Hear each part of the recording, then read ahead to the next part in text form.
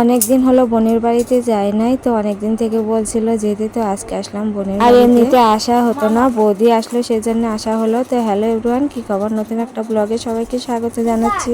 কারণ এখন ফল কালা দিন, দিদির বাড়িতে আসলাম কিন্তু মিষ্টি কিছুই আনিনি, সেজন্য একটা তরমুজ নিলাম। আর তরমুজটা মূলত কেটে নিয়েছিলাম, কারণ যদি লাল না হয় তো তরমুজটা খুলে দেখে অনেকটাই সুন্দর ছিল। তরমুজটা আমি পছন্দ করে নিয়েছিলাম, যা হোক কাটা পর তরমুজটা অনেকটাই লাল আর খেতে অনেকটা মিষ্টি ছিল।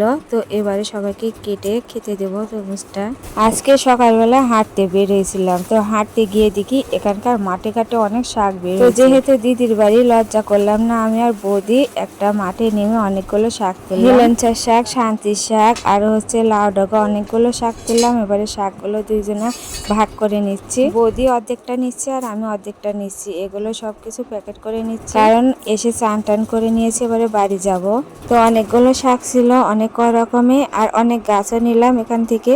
তো এবারে খাওয়া দাওয়া করে নিচ্ছি। তো খেতে খেতে ভিডিও করতে ভুলে গিয়ে সকালে রান্না করেছিল খিচুড়ি, তার সাথে দিয়েছে শসা, লেবু, ডিম ভাজি, আলু ভাজি, আলু সেদ্ধ, পাঁপড় ভাজা, বড়ি ভাজা। এগুলো আজকে সকালে খাবার হলো। সকালে খাবার দাওয়া শেষ করে এবারে বাড়ি যাব, সেজন্য রেডি হয়ে নেব। আর সকালকার খিচুড়ি খুবই ভালো হয়েছিল, আর আমার খিচুড়ি তো অনেক পছন্দ। আর আমি বাড়িতে রান্না করলে খেতেই পারি না, কিন্তু আজকে অনেকটুকু খিচুড়ি খেয়েছি। আর ঝাল ঝাল ছিল খিচুড়িটা, লেবুর থেকে লেবুর খোসাটা বেশি মজা, তো সেটাই খাচ্ছি। আর আগে কখনো আমি লেবুর খোসা খাইনি।